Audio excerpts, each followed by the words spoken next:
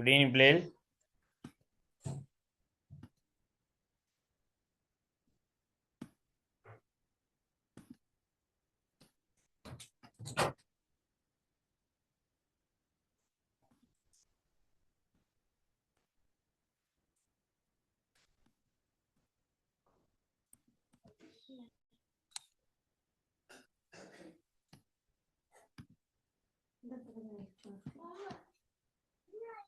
Good evening.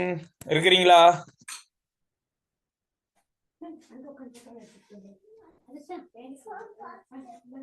Darshan join பண்ணி இருக்கிறீங்களா?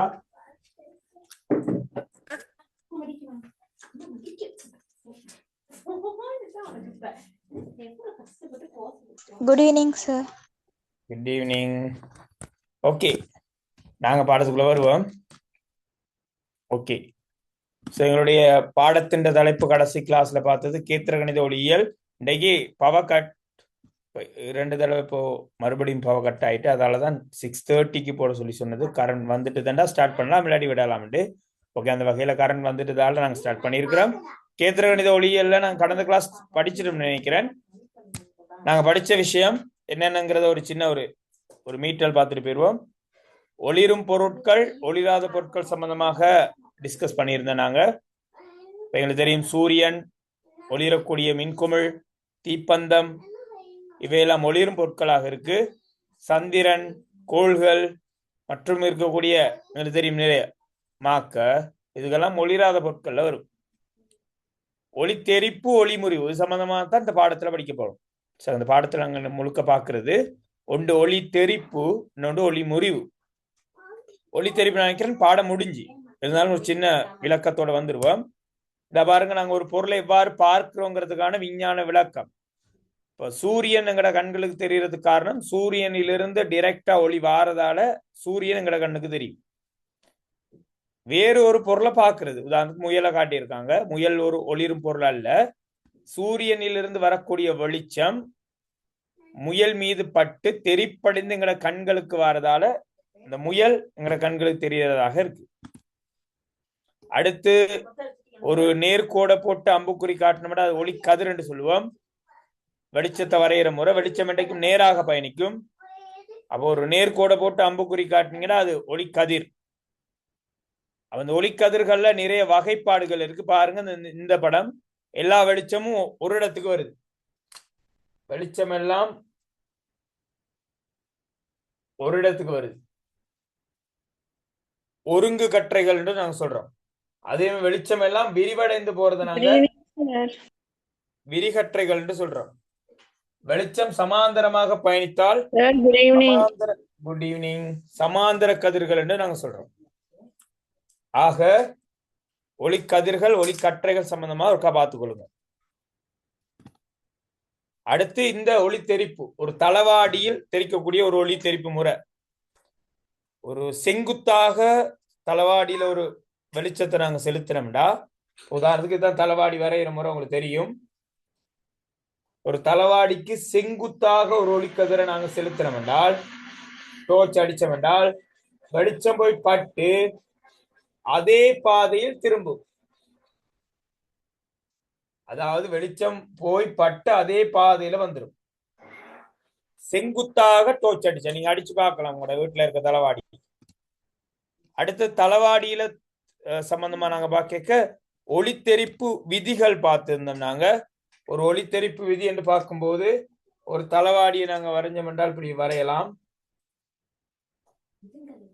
Board கிளியரா விளங்குதா பிள்ளைகள்?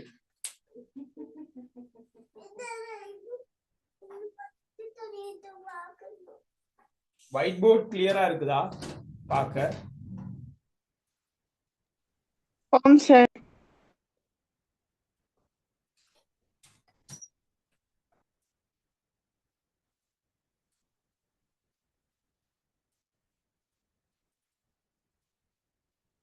அதாவது கவனிங்க, இது ஒரு தளவாடி. தளவாடிக்கு ஒரு ஒளிக்கதிர் வந்து படுகின்றது. இதை நாங்க படுகதிர் என்று சொல்றோம். படும்புள்ளி, இது தெரிகதிர் என்று சொல்றோம். படும்புள்ளியில ஒரு செங்குத்து கோடு வரைஞ்சா அது செவ்வன் என்று பெயர். இந்த படுகதிர்க்கும் இந்த செவ்வனுக்கும் இடைப்பட்ட கோணம் தான் படுகோணம். இந்த செவ்வனுக்கும் தெரிகதிர்க்கும் இடைப்பட்ட இந்த கோணம் தான் தெரிகோணம். இந்த படுகோணமும் தெரிகோணமும் சமனாக இருக்கும், ஞாபகத்தில் வச்சுக்கோங்க. அப்ப படுகோணமும் தெரிகோணமும் சமனாகும். அது முதலாம் ஒளித்தெரிப்பு விதி. இரண்டாம் விதி என்னண்டா, படுகதிர் தெரிகதிர் படும்புள்ளியில் உள்ள செவ்வன் மூன்றும் ஒரே தளத்தில் அமையும் அப்படிங்கிறது இரண்டாம் விதியாக இருக்கு. அடுத்து ஒரு முகம் பார்க்கிற கண்ணாடியில எவ்வாறு பிம்பம் உருவாகின்றது அப்படிங்கிற விடயத்தை நாங்க பார்த்தோம்டா, கொஞ்சம் எடுத்துக்கொள்வோம். ஓகே, முகம் பார்க்கிற கண்ணாடியில தளவாடியில பாத்தீங்கன்னா இதோட தெரிமேற்பரப்பு இந்த பக்கம், இந்த பக்கம் ரசம் பூசப்பட்டு இருக்கு. ஆகவே இங்கதான் நாங்க நிக்கணும். இதான் நாங்க வச்சுக்கொள்ளுமே. எங்கள்ல இருந்து வரக்கூடிய ஒளிக்கதிர் வந்து இந்த தளவாடியில பட்டு தெரிப்படைகின்றது. கட்டாயம் நினைவுல இருக்கும், ஒரு பிம்பம் வரையணும் என்றால் 2 ஒளிக்கதிர்கள் வரையணும் கட்டாயம். அப்ப நான் ஒரு ஒளிக்கதிர் வரைஞ்சிருக்கேன். ஒரு படுகதிர் தெரிகதிர், இது ஒரு செட் உண்டு.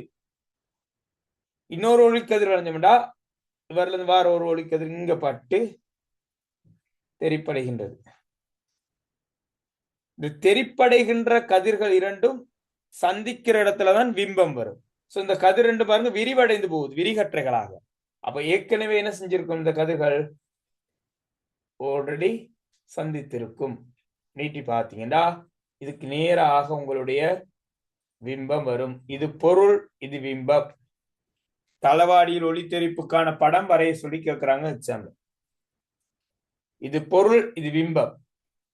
இந்த பொருளுக்கும் பிம்பத்துக்கும் இடையிலான தொடர்பு இதுல இன்னொன்று, இந்த பிம்பத்தை காணணும்னா இந்த இடத்துல இதுக்குள்ளதான் எங்கட கண் இருக்கும். நீங்க ஸ்கிரீன்லயும் பாக்குறீங்க அதே படத்தை. என்னென்ன இந்த பிம்பத்தின் இயல்பு என்று சொன்னா, ஒன்று தபான் காட்டியிருக்கு மாய பிம்பம். இந்த முறிகோட்டுல இணைப்பதால உருவாகிற இந்த பிம்பத்துக்கு பேர் மாய பிம்பம். மாய பிம்பம் என்ன அர்த்தம்டா, திரையில் பெற முடியாத பிம்பம். மாய பிம்பம்டா திரையில் பெற முடியாத பிம்பம். இன்னொரு வகையில் ஈஸியா ஞாபகம் வச்சுக்கலாம், இந்த மாதிரி டொட் முறிகோட்டில் இணைக்கிறதால வார பிம்பத்தை மாய பிம்பம்னு சொல்லுவோம். பொருளும் பிம்பமும் அளவுல சமனாக இருக்கும். பக்க நேர்மாறான பிம்பம், பக்க நேர்மாறண்டா வலது இடதாக திரும்பிடும். காட்டினீங்கன்னா அப்படி இருக்கும். இந்த பொருளுக்கும் ஆடிக்கும் இடைப்பட்ட தூரம் பொருட்தூரம், பிம்பத்துக்கும் ஆடிக்கு இடைப்பட்ட தூரம் பிம்பத்தூரம், ரெண்டு சமனாக இருக்கும். அடுத்து கடைசி நிமிர்ந்த பிம்பமாக இருக்கும்.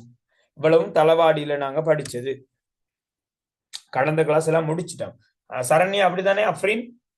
கடந்த கிளாஸ் எது வரைக்கும் பார்த்தோம்னு கொஞ்சம் நினைவுபடுத்துங்க பாப்போம். முடிஞ்சு சார்.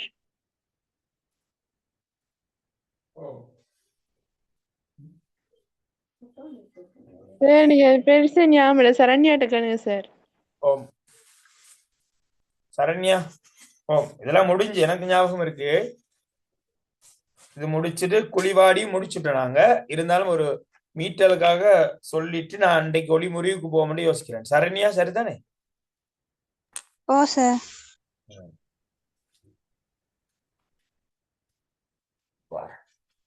போர்டை கிளீன் பண்ணி ஒளிமுறிவு ஸ்டார்ட் பண்ணு சார். இன்னைக்கு ஒளிமுறிவு தான் பார்க்கணும். நான் அந்த ஒளி திருப்பி ஒரு வரைந்து நான் கடந்த கிளாஸ் ஒயிட் போர்டு உங்களுக்கு வச்சு விளங்கப்படுத்தல. ஓகே, 1 minute, ஒரு நிமிஷம் அப்படி இருங்க. வளைவாடிகளை பார்ப்போம். ஒரு நிமிடம்.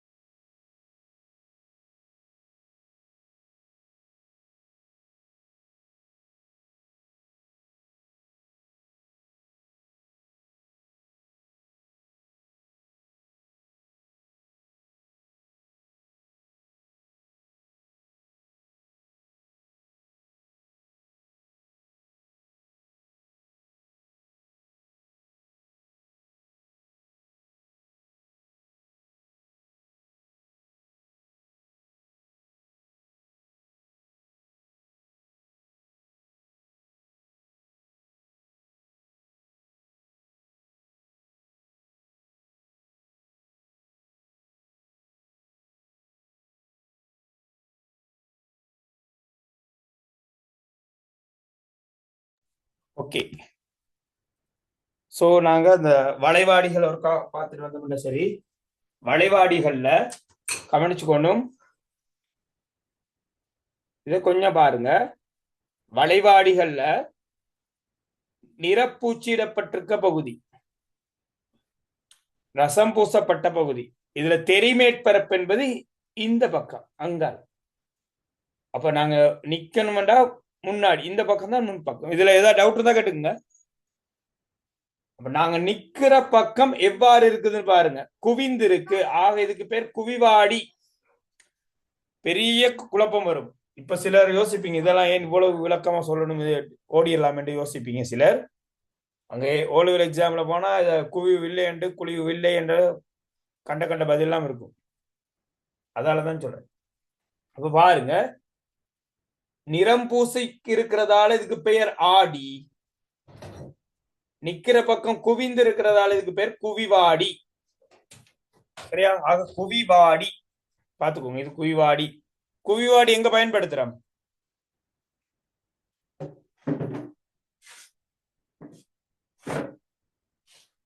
ஓகே, வாகன ஆடி. சரியா? சாரதி ஆடியும்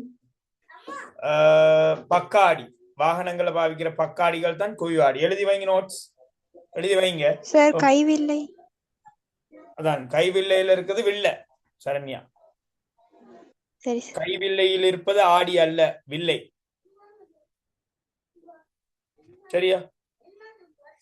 குவிவாடி பயன்படுறது சரண்யா சொல்லுங்க. கைவில்லை எப்படி இருக்கும் சார்? ஹேண்ட் லென்ஸ் நான் காட்டுறேன் அப்படி. சரி சார். ஓகே. பெரும்பாலும் நிறைய பேர் கேட்கறதும் இல்லை, ஒன்றும் சொல்றது இல்லை. அதால சரண்யா அஃப்ரின் தவிர யாரும் பெருசா பேசுறது இல்லை. Okay, it's okay. நீங்க பாருங்க, இந்த ஆடி நிறப்பூச்சியிடப்பட்டிருக்க பக்கம் இது. முன்னாடிதான் நிக்கணும். நிக்கிற பக்கம் குழியாக இருக்கு. இதுக்கு பெயர் குழிவாடி. இது எங்க பயன்படுத்துறா? பல்வைத்தியர் பயன்படுத்துவார். அதே மாதிரி இது பயன்படுற இடம் முகச்சவரம் செய்யும் போது பயன்படுத்தப்படும். ஓகே, இதெல்லாம் கடந்த கிளாஸ்ல படிப்பிச்சதான், புதுசு இல்ல. இந்த ஆடிகள்ல எவ்வாறு பிம்பம் ஏற்படும் இந்த பாருங்க இருக்கு, நீங்க பார்க்கலாம். பெருமனை எப்படி சொல்லி முடிக்க இயலாது, கஷ்டம். இந்த பாருங்க இருக்குது. ஆடிகள்ல இருக்கக்கூடிய முக்கியமான அம்சங்கள். ஒரு ஆடியில் இவ்வாறு இருக்கக்கூடிய கோட்டை நாங்க சொல்லுவோம் தலைமை அச்சுன்னு சொல்லுவோம். இது தலைமை அச்சு. தலைமை அச்சுல உங்களுக்கு தெரியணும், ஆடிகள்ல வளைவாடிகள்ல வளைவு தானே, வட்டம் தானே, வட்டத்துல மையம் இருக்கும். அது வளைவு மையம் என்றதுக்கு பெயர். இதா இருக்கு வளைவு மையம். இந்த முன்னாடி இருக்கிற புள்ளிக்கு பேர் முனைவு. இந்த முனைவுக்கும் வளைவு மையத்துக்கும் இடையில ஒரு புள்ளி வரணும். அதுக்கு பேர் எஃப் என்று சொல்லுவாங்க. குவியம் அல்லது குவிய புள்ளி என்று சொல்லப்படும். பார்த்து கொள்ளுங்கள், கடந்த கிளாஸ்ல படிச்சது. இதெல்லாம் ஒரு குழிவாடியில் ஒளி தெரிப்படைகிற முறை. அதாவது ஆடிக்கு செங்குத்தாக செல்லக்கூடிய கதிர், இந்த பாருங்க காட்டியிருக்காங்க. ஆடிக்கு செங்குத்தாக செல்லும் கதிர் அதே பாதையில் திரும்பி வரும். ஆடி தலைமை அச்சுக்கு சமாந்தரமாக செல்லும் ஒளிக்கதிர் குவியத்தினூடாக செல்லும். அதே மாதிரி குவியத்தினூடாக செல்லும் ஒளிக்கதிர் சமாந்தரமாக செல்லும். வளைவு மையத்தினூடாக செல்லும் ஒளிக்கதிர் அந்த வளைவு மையத்தினூடாகவே திரும்பும். இந்த 4 ரூல் இருக்கு. இந்த 4 ரூல்ல 2 ரூலாவது உங்களுக்கு தெரியணும். ஒரு குழிவாடியில பிம்பம் தோன்ற முறை காட்டுப்பட்டிருக்கு நினைக்கிற, கடந்த கிளாஸ்ல வீடியோ உங்களுக்கு காட்டியிருந்தேன். அதே மாதிரி குவிவாடி, குவிவாடியோ கவனிங்க. செங்குத்தாக செல்லும் ஒளிக்கதிர் அதே பாதையில் திரும்பும். சமாந்தரமாக செல்லும் ஒளிக்கதிர் எஃபினூடாக போவது போல் தெரிப்படையும். குவியத்தினூடாக வரும் ஒளிக்கதிர் சமாந்தரமாக செல்லும். வளைவு மையத்துக்கு போகக்கூடிய கதிர் அதே பாதையில் திரும்பும். பார்த்துக்கொள்ளுங்க. இதுல ஒரு 2 சரி வரைய தெரியும், 2 முறை ஞாபகத்தில் இருக்கணும். இந்த பாருங்க, ஒரு குவிவாடியில் எவ்வாறு பிம்பம் தோன்றுதுன்னு காட்டியிருக்கிறாங்க. குவிவாடி, குவிவாடியாண்டா வாகன ஆடிகள். சரியா? வாகன ஆடியை தான் நாங்க குவிவாடின்னு சொல்லுவோம். Side glass. சரியா? Side glass. அதே மாதிரி டிரைவர், சாரதி ஆடி என்று சொல்லக்கூடியதுகள் குவிவாடிக்கு உதாரணங்களாக இருக்கு. ஓகே, இந்த குவிவாடிகள்ல எவ்வாறு பிம்பம் தோன்றுது என்று ஒரு படம் மட்டும் வரைஞ்சு காட்டுறேன். இதுதான் குவிவாடி, தலைமை அச்சு, இது வளைவு மையம், சாரி குவியம், இது வளைவு மையம். முன்னாடி பொருள் ஒன்று இருந்தால் தலைமை அச்சுக்கு சமாந்தரமாக செல்லும் ஒளிக்கதிர் இந்த குவியத்தினூடாக வாரது போல தெரிப்படையும். அதே மாதிரி அடுத்த கதிர் நாங்க வரையலாம். இப்ப இங்க பாட புத்தகத்துல உங்களுக்கு வளைவு மையத்துக்கு வரைஞ்சிருக்காங்க, நாங்க வேண்டாம் அந்த முனைவுக்கு வரையலாம். முனைவுக்கு போனா படுகோணம் சமன் தெரிகோணங்கிற அடிப்படையில தெரிப்படையும். ஆக இந்த கதிரை உள்ள நீட்டினீங்க என்றால் இந்த இடத்துல உங்களோட பிம்பம் வரும். ஒரு சிறுத்த நிமிர்ந்த மாய பிம்பம் தோன்றும் எங்கட குவிவாடிகளில். ஓகே, இவ்வளவுதான் உங்களுக்கான கடந்த கிளாஸ்ல படிப்பிச்ச விடயங்கள். இனி நாங்க பார்க்க போறது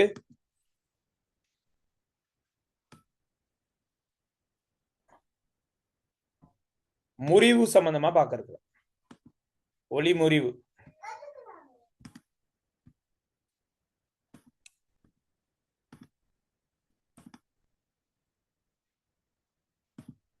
ஒளிமுறிவு இந்த பாருங்க இருக்கு. ஒளிமுறிவு. ஒளிமுறிவு என்றா என்ன, அது என்ன ஒளிமுறிவு அப்படிங்கிறத பார்த்தோம்டா, வெளிச்சம் ஒரு ஊடகத்திலிருந்து இன்னொரு ஊடகத்துக்கு செல்லும் போது அதன் பயணப்பாதையை விட்டு விலகுதல் ஒளிமுறிவு எனப்படும். வெளிச்சம் என்ன செய்யும் கேட்டா, இப்ப உதாரணத்துக்கு நாங்க கிரேட் 9ல படிச்சிருக்கிறோம், ஞாபகம் இருக்கோ தெரியல, பாருங்க சார்ந்த வீடியோ ஒன்று காட்டுறேன் பாருங்க.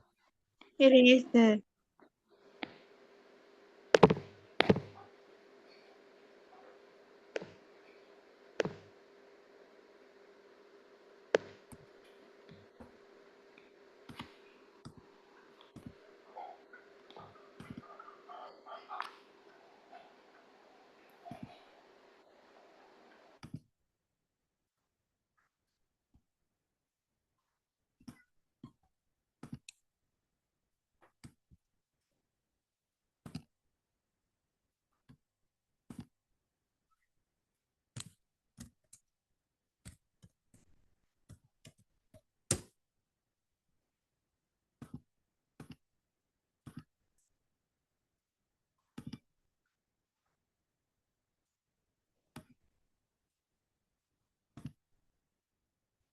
உதாரணத்துக்கு இந்த வீடியோ கிளிப்பை பாருங்க கொஞ்சம். இந்த வீடியோ கிளிப்பை நீங்க பார்க்கலாம். ஒரு ஒரு கோப்பை இல்லையா, ஒரு கண்ணாடி கோப்பைக்குள்ள ஒரு பென்சில் வைக்கப்பட்டிருக்கு. பென்சில் இருக்கவே நீர் ஊற்றப்படுது பாருங்க. ஓகே, நீங்க பார்க்கும்போது இந்த பென்சில் இருப்பது எவ்வாறு தென்படுகின்றது பாருங்க ஒருக்கா. இரண்டு பென்சில் இருக்க மாதிரி விளங்கு சார். இரண்டு பென்சில் இருக்க மாதிரி, அல்லது பென்சில் இந்த இடத்துல உடைஞ்ச மாதிரி, பாதி உடைந்த மாதிரி. இவ்வாறு பென்சில் உடைஞ்ச மாதிரி தெரிவதற்கு காரணம் இந்த இடத்துல ஒளி முறிவடைகின்றதுதான் காரணம். இது மாதிரியான நிறைய உதாரணங்கள் இருக்கு, சின்ன சின்ன உதாரணங்கள். இப்போ இந்த இதை பாருங்க கொஞ்சம் நம்மளா பாருங்க. இப்போ இந்த பாருங்க ரெண்டு உருவங்கள் வரப்பட்டிருக்கு, அந்த பக்கம் பார்த்துக்கலாம். பாருங்க உருவம் திரும்பிடும். இதுக்கும் காரணம் ஒளி முறிவுதான், ஊடகம் மாறும்போது. இந்த மாதிரி நிறைய உதாரணங்கள் பேசலாம்.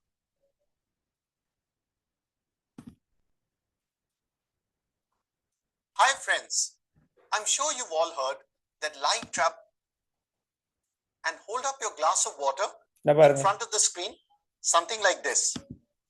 Did you see the arrow changing its direction? It's happening due to bending of light. This is ஒரு உருவம் வந்து மறுபக்கம் திரும்பி காட்டும், பக்கம் திரும்பி போகும், and it's going to be the topic of this video. And then now for simplicity, you might be thinking of using வெளிச்சம் என்றைக்குமே நேர்கோட்டில் செல்லும், எல்லாருக்கும் தெரியும். ஒளி நேராக பயணிக்கும் அல்லது நேர்கோட்டில் பயணிக்கும். mirror. So a mirror இது certainly தலவாடியில changes the தெரிப்பு உங்களுக்கு தெரியும். material like glass or plastic here. Okay, Let's imagine there's a video large பார்த்தே glass படிப்போம், block உங்களுக்கு பிரயோசனமா kept here. இருக்கும். பாருங்க. ஓகே, இது ஒரு பாத்திரத்துல, கண்ணாடி பாத்திரத்துல நீர் இருக்கு, தண்ணீர் இருக்கு. ஓகே, ஒரு டார்ச் லைட் அடிக்கப்படுது, ஒளிக்கதிர் ஒன்று பயணிக்குது. ஓகே, பாருங்க, எங்களுக்கு தெரியும் வெளிச்சம் என்றைக்கும் நேராக பயணிக்கும் என்று தெரியும். நேராக பயணிச்சிருக்கணும். ஆனால் நேராக பயணிக்காமல் இந்த இடத்துல பாருங்க, அதன் பயணப்பாதையை விட்டு வேறொரு கொஞ்சம் பாதையை விட்டு விலகி போகுது. இவ்வாறு வெளிச்சம் நேராக போகாமல் பாதையை விட்டு விலகிறத தான் நாங்க சொல்லுவோம் ஒளி முறிவு. ஏன் இந்த விடயம் நடக்குது என்று கேட்டா, இந்த டோர்ச்ல இருந்து வர வெளிச்சம் வழி ஊடகத்துல வந்துட்டு இருக்கு. இந்த இடத்துல பாத்தீங்கன்னா நீர் ஊடகத்தை சந்திக்குது. கிளாஸ் கண்ணாடி ஊடகம், ஏதோ இந்த இடத்துல கிளாஸ் போட்டிருக்கு, அப்ப கண்ணாடி ஊடகத்தை சந்திக்குது. அப்போ இதுக்கு மேல வழி ஊடகம், இதுக்கு கீழே நீரோ கண்ணாடி ஊடகம். இப்ப இரண்டு ஊடகங்கள்ல வெளிச்சம் போகைக்க, ஒரு ஊடகத்திலிருந்து இன்னொரு ஊடகத்துக்கு வெளிச்சம் போகும்போது பயணப்பாதையை விட்டு விலகுதல் ஒளிமுறிவு எனப்படும். இதுதான் ஒளிமுறிவுக்கான விளக்கம். பாருங்க, காட்டியிருக்காங்க. இந்த இடத்துலதான் பாதையை விட்டு விலகுது, ஒளிமுறிவு.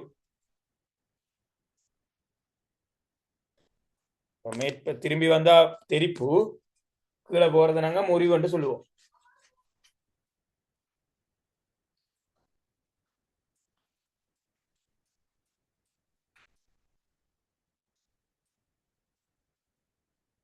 சார் சவுண்ட் கேக்குது இல்ல?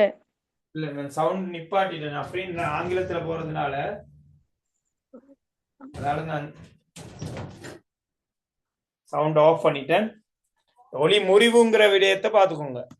தரப்பட்டிருக்க அடிப்படையில மேற்பக்கம் ஏர்ன்னு தந்திருக்காங்க இல்லையா?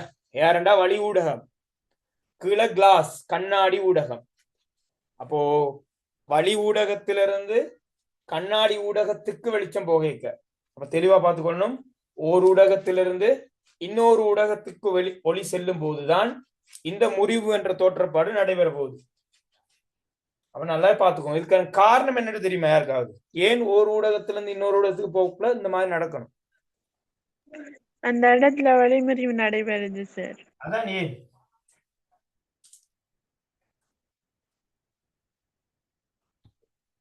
என்ன காரணம்?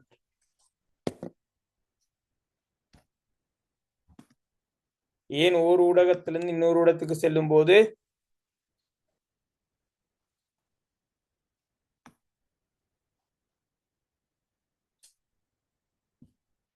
சரண்யா ஒரு கேள்வி கேட்டிருக்கீங்க.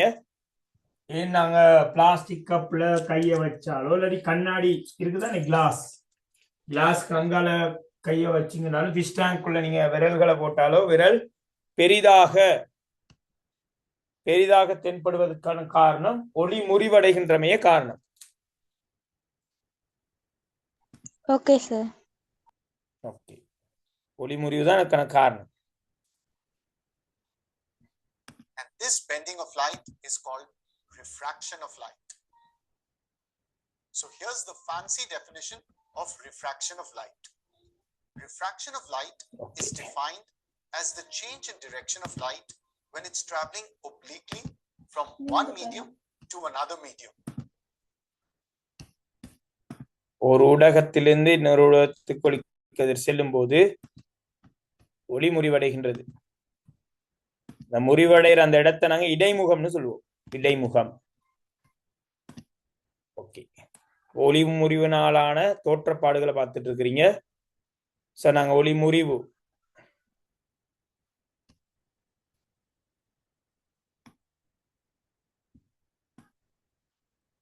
ஒளிமுறிவுங்கிற சம்பவம் நடைபெறதை கொஞ்சம் பார்த்துக்கணும். இந்த படத்தை ஒருக்கா பார்த்துக்கொள்ளும். இதுவும் வரையக்கூடிய வாய்ப்புகள் இருக்கு எக்ஸாம்ல. எங்களுக்கு பார்த்துக்கொள்ளுங்க. இது ஒரு நீர், ஒரு பாத்திரத்துல நீர் இருக்கு. நீருக்குள்ள ஒரு மீன் இருக்குன்னு வச்சுக்கொள்ளுங்களே. அவ மீன் எங்களை வெளியில நிக்கிற ஒரு ஆளுக்கு தெரியுது. அப்ப எங்களுக்கு தெரியும் மீனில் பட்டு வரக்கூடிய வெளிச்சம் நேராக வந்து இந்த இடத்துல ஊடகம் மாறுறதால முதல் ஒரு விஷயத்தை பார்த்துக்கிட்டு கிரேட் 9ல நாங்க படிச்சிருக்கிறோம், ஞாபகம் இருக்கோ தெரியல. இது வளி ஊடகம், இது நீர் ஊடகம்னு வச்சுக்கொள்ளுங்க. ஒரு ஒளிக்கதிர் வளி ஊடகத்திலிருந்து நீர் ஊடகத்தை நோக்கி போகுது. ஒளி என்றைக்கும் நேராக போகும். அப்ப நேரா போகுங்கிறதான் அதன் அனுமானம். இந்த வார ஒளிக்கதிர் இந்த இடத்துல பயணப்பாதையை விட்டு விலக போகுது. நேரா போகாம கொஞ்சம் வேறொரு திசையில பயணம் இப்படி போகலாம், அல்லது இப்படியும் போகலாம். எக்ஸ் வை எந்த மாதிரி ஒளிக்கதிர் செல்வதற்கு வாய்ப்பு அதிகம்? எக்ஸா வையா? வயசு ஏனென்றா வளி என்பது எங்கட வெளிச்சத்துக்கு மிக வேகமான ஊடகம். அந்த மாதிரியான ஊடகத்தை நாங்க சொல்லுவோம் ஐதான ஊடகம் என்று சொல்லுவோம். ஐதான ஊடகம். வெளிச்சம் வந்து மிக வேகமாக பயணிக்கும். 3 தர 10 மீட்டர் செகண்ட் -1 படிச்சிருக்கிறோம் முதல் பாடத்துல, அலைகள் பாடத்துல. அப்போ உண்மையில வெளிச்சம் வந்து வழியில தான் மிக வேகமாக செல்லும். அந்த மாதிரியான வேகமான ஊடகத்தை நாங்க சொல்லுவோம் ஐதான ஊடகம் என்று சொல்லுவோம். நீரில் ஒளியின் வேகம் கொஞ்சம் குறைவு, ஆக நீரை நாங்க சொல்லுவோம் அடர் ஊடகம் என்று சொல்லுவோம். அடர் ஊடகம், ஒரு அடர்ந்த ஊடகம் என்று சொல்லுவோம். ஒரு ஐதான ஊடகத்திலிருந்து அடர் ஊடகத்தை நோக்கி வெளிச்சம் போக இதுக்கு பேர் செவ்வன். செவ்வனை நோக்கி முறியும். பாருங்க, நேரா போயிருக்கணும், நேரா போகாம யாரை நோக்கி? செவ்வனை நோக்கி போகின்றது வெளிச்சம். ஆக இதை நாங்க சொல்லுவோம் செவ்வனை நோக்கி முறியும். அதே வேளை நீரிலிருந்து ஒரு வெளிச்சம் அனுப்பப்படுது, ரைட்? தண்ணிக்குள்ள இருந்து ஒரு டோர்ச் அடிக்கிறார், அந்த டோர்ச் வெளிச்சம் நேரா பயணிக்குது. இந்த இடத்துக்கு வந்த பிற்பாடு இதுக்கு மேல வழி வெளிச்சம் என்றைக்கு நேரா போகுங்கிறது எங்களோட அனுமானம். அப்போ இதான் செவ்வன். செவ்வனை நோக்கி முறியுமா, செவ்வனை விலத்தி முறியுமாங்கிற கேள்வி. ஏபி எது சரி? செவ்வனை நோக்கி முறியும். செவ்வனை விளக்கி முறியும். காரணம், கீழே இருக்கிறது நீர் ஊடகம். நீர் வந்து அடர் ஊடகம். வழி என்பது ஐதான ஊடகம். ஐதானதுண்டா வேகமாக போகும். ஆக வேகமாக செல்லக்கூடிய வெளிச்சம் செவ்வனை விலகி முறியும். பார்த்துக்கொள்ளுங்க, இது மிக முக்கியமான கன்செப்ட் 2. மிக முக்கியமான கன்செப்ட் 2 இது 2 பார்த்துக்கொள்ளுங்க. அந்த அடிப்படையில ஒரு நீருக்குள்ள இருக்கக்கூடிய ஒரு மீனை நாங்க காண்றோம் என்றால், மீனிலிருந்து வரக்கூடிய வெளிச்சம் இது செவ்வன், நேரா போகணும் என்று எதிர்பார்க்கிறோம். செவ்வனை விட்டு விலகி முறியும். எங்களுக்கு தெரியும் கட்டாயம் 2 கதிர்கள் வரையப்படுங்கிற அடிப்படையில இன்னொரு ஒளிக்கதிரும் நாங்க வரைஞ்சோம் என்றால், இந்த இடத்துல ஒரு செவ்வன் போட்டா நேரா போகும் என்று எதிர்பார்க்கிறோம். செவ்வனை விலகி முறியும். ஆக பார்ப்பவர் இந்த இடத்துல கண்களை வைத்து பார்க்க முடியும். அப்போ இதுக்கான பிம்பம் எங்க வரும்னு கேட்டா, கண்களுக்கு வரக்கூடிய வெளிச்சத்தை நேரா நீட்டிங்கடா அந்த 2 வெளிச்சமும் சந்திக்கக்கூடிய இந்த இடத்துல பிம்பம் தென்படும்.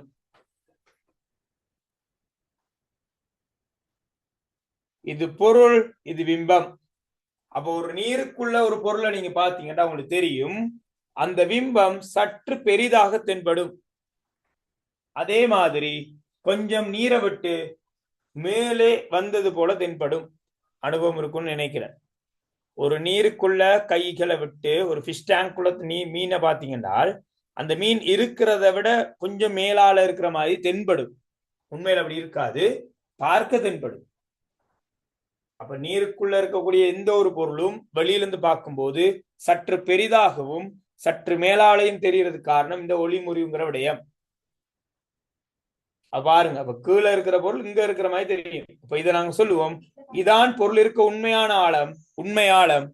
இது எங்களுக்கு தோன்றுகின்ற ஆழம், தோற்ற ஆழம். சில நேரம் இந்த மீனை பிடிக்க நாங்க கைகளை விட்டோம், இன்னைக்கு மீன் இருக்குதுண்டு எங்களுக்கு மீன்களாகப்படாது. ஏன்னா இந்த இடத்துல மீன் இல்ல, கீழே இருக்கும்.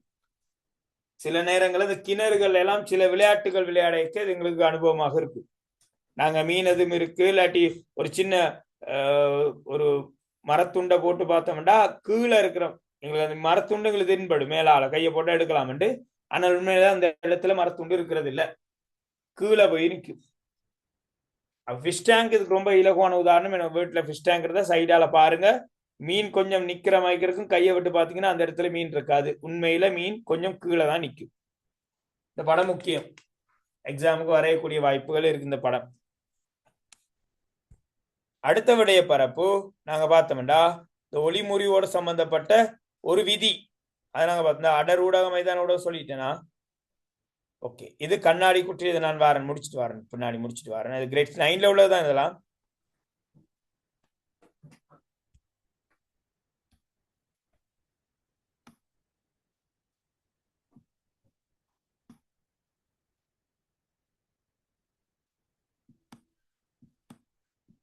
பாருங்க நான் காட்டினது ஒருக்க பாருங்க.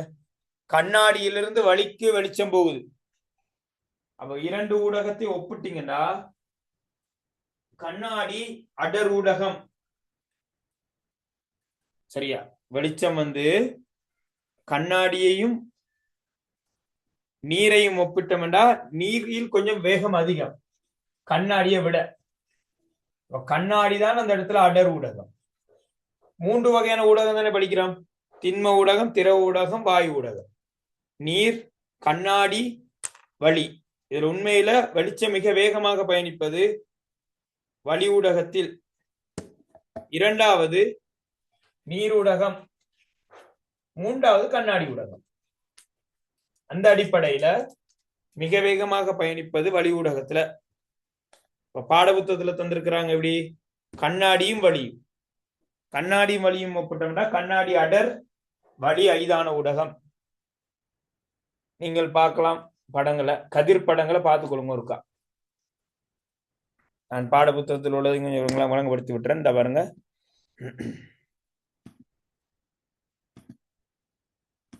இந்த பாருங்க, கண்ணாடிக்குள்ள இருந்து வெளிச்சம் வருது, அப்ப அடர் ஊடகத்துல இருந்து வருது. உண்மையில எதிர்பார்ப்பு நேரா பயணிக்கும் உண்டு, நேரா பயணிக்காமல் செவ்வனை விட்டு விலகி முறிவடைகின்றது. அதேவேளை மாறி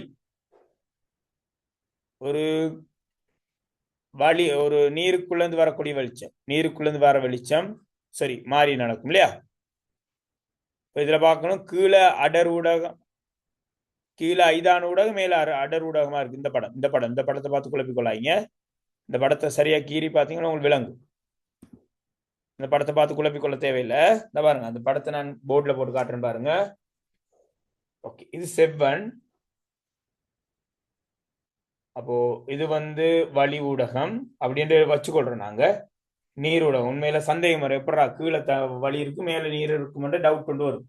புத்தகத்துல அப்படிதான் போட்டிருக்காங்க. அப்போ வெளிச்சம் இன்றைக்கும் நேரா பயணிக்கும். வழி ஐதான ஊடகம், நீர் அடர் ஊடகம். ஆக அடர் ஊடகத்துக்கு போகும்போது செவ்வனை நோக்கி முறியும்.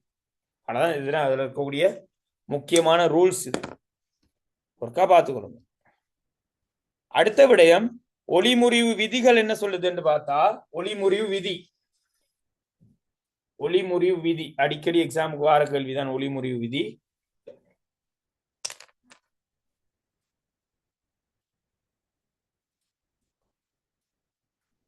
ஒளிமுறிவு விதிகள், ஒளி தெரிப்பு விதி போல ஒளிமுறிவு விதியும் இருக்கு.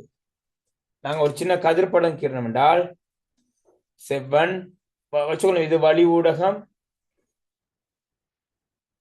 இது நீர் ஊடகம் என்று வச்சுக்கொள்ளுங்க. ஒளிக்கதிர் ஒன்று பயணிக்குது, படுகதிர் என்று இதுக்கு பெயர். இது செவ்வன், வெளிச்சம் என்றைக்கு நேரா போன்னு எதிர்பார்க்கிறோம், ஆனால் செவ்வனை நோக்கி முறிகின்றது. இந்த கதிருக்கு பெயர் முறிகதிர். படுகதிர், முறிகதிர், செவ்வன் மூன்றும் ஒரே தளத்தில் இருக்கின்றதுங்கிறதான் முதலாம் ஒளிமுறிவு விதி. ஒளிமுறிவு விதி, ஒளிமுறிவு விதியை பாருங்க. முதலாம் விதிய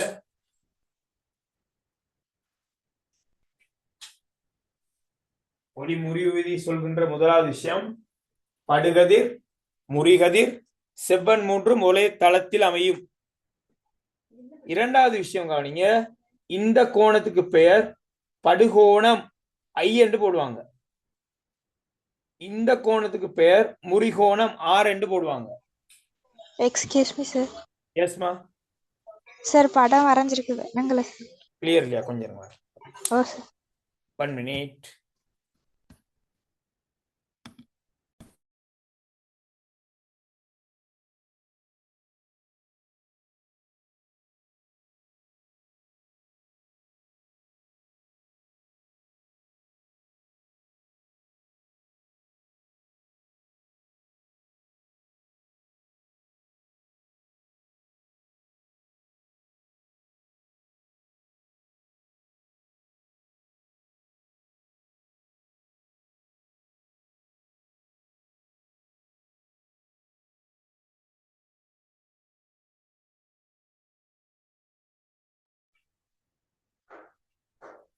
இப்ப பாருங்க பாபு. சரண்யா ஓகேவா படம்? Okay sir. ஓகே. இது வளி ஊடகம், இது நீர் ஊடகம். வளியிலிருந்து நீருக்கு வெளிச்சம் போகுது. சோ வெளிச்சம் வார வெளிச்சத்தை நாங்க படுகதிர்னு சொல்லுவோம். முறிஞ்சு போற கதிர முறிகதிர்னு சொல்லுவோம். படுகதிர், முறிகதிர், செவ்வன் மூன்றும் ஒரே தளத்தில் காணப்படும். இது முதலாம் விதி. இரண்டாம் விதி, இந்த படுகதிருக்கும் செவ்வனுக்கும் இடைப்பட்ட இந்த கோணத்துக்கு பேர் படுகோணம். செவ்வனுக்கும் முறிகதிருக்கும் இடைப்பட்ட இந்த கோணத்துக்கு பேர் முறிகோணம். அப்ப படுகோணத்தை ஐ என்று போடுவாங்க, முறிகோணத்தை ஆர் என்று போடுவாங்க. இன்னொரு விதி இருக்கு என்னடா? இரண்டாம் விதி, முறிவு சுட்டி சமன் சைன் ஐயின் கீழ் சைன் ஆர். ஞாபகத்துல வச்சுக்கோங்க, எக்ஸாம்ல அடிக்கடி வர கேள்வி இது. முறிவு சுட்டி சமன் சைன் ஐயின் கீழ் சைன் ஆர். அப்ப முறிவு சுட்டி என்றா என்னண்டா, ஒவ்வொரு ஊடகத்திலையும் வெளிச்சம் முறிகிற அளவு இருக்கு. இப்போ வழியிலிருந்து நீருக்கு போக இவ்வளவுதான் விலகணுங்கிற ஒரு அளவு பெருமானம் இருக்கு. இதை நாங்க மன்னனம் செய்ய தேவையில்லை. கண்ணாடியிலிருந்து நீருக்கு போக இவ்வளவு, வழியிலிருந்து கண்ணாடிக்கு போகையில இந்த அளவுக்கு விலகணுங்கிற ஒரு அளவு இருக்கு. அந்த அளவை தான் முறிவு சுட்டின்னு சொல்லுவாங்க. அந்த முறிவு சுட்டியை கணிப்பதற்கு இந்த கோணங்கள் இரண்டும் இருந்தா ஈஸி. இந்த கோணம் படுகோணம், படுகோணத்தின் சைன், அதை நீங்க படுகோணத்தின் சைன் என்று எழுதலாம் தமிழ்ல, அல்லது சைன் ஐ என்று எழுதலாம். ஐ என்றா படுகோணம். முறிகோணத்தின் சைன் என்று எழுதலாம், அல்லது முறிகோணத்துக்கு ஆர் போட்டிருக்காங்க, ஆக சைன் ஆர். இதுதான் சமன்பாடு தான் அடிக்கடி கேட்கிறது. ஒளி முறிவு விதின்ற இரண்டாம் விதி இது. முறிவு சுட்டி சமன் சைன் ஐயின் கீழ் சைன் ஆர். சில நேரம் இப்போ உங்களுக்கு கேள்வி வரும், என்ன சைன் அப்படிங்கிற ஒரு சந்தேகம் மட்டும் வரும்னு நினைக்கிறேன். யாருக்கா தெரியுமா சைன் பத்தி? சைன் என்ற சிக்னேச்சர் தானே சார்? அது SIGH சைன், இது SIN சைன். சரியா சார்? யாராவது நிறைய பேர் இருக்கிறீங்க, பேசலாமே. 11 நாட்கள் பேசக்கூடாதுன்னு நினைக்கிறீங்க இல்லையா? நீங்க மிக குறைவாக பேசுனீங்கடா, நானும் மிக குறைவாக பேசினேன், அவ்வளவுதான். சரியா? எனக்கும் ஈஸி தான். சைன் உங்களோட கணிதத்துக்கு மிக முக்கியமான பகுதி இது. சைன் மடக்கை படிச்சிருக்கிறீங்களா? மடக்கை அட்டவணை கைவசம் இருக்குதா? கணித புத்தகத்துல இருக்கும். அந்த மடக்கை புத்தகத்தை எடுத்து திருப்பி பாருங்க, முதல் 2 பக்கத்தையும் பாவிச்சிருப்பீங்க இதுவரைக்கும். மடக்கை அட்டவணை என்று. அந்த மடக்கை அட்டவணைக்கு அடுத்த பக்கத்துல உள்ளதை நீங்க பார்த்திருக்க மாட்டீங்க, ஏன்னா இனிமேதான் பார்ப்பீங்க.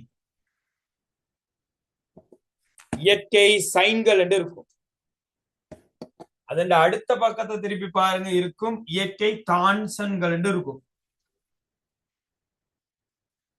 அந்த இயற்கை சைன்கள்ங்கிற அட்டவணைக்கு கீழே பாருங்க, இயற்கை கோசைன்கள் என்று இருக்கும். இது மூன்றும் நீங்க படிப்பீங்க இப்ப மேக்ஸ்ல. இப்ப அநேகமா 2ஆம் தவணை மேக்ஸ்ல போயிட்டு இருக்கு இல்லையா? 3ஆம் தவணை பாடத்துல 1ஆம் பாடம் பைதகரஸின் தொடர்பு, அப்படியா? அதோட அடுத்த பாடம் வந்து உங்களுடைய திரிகோண கணிதம்.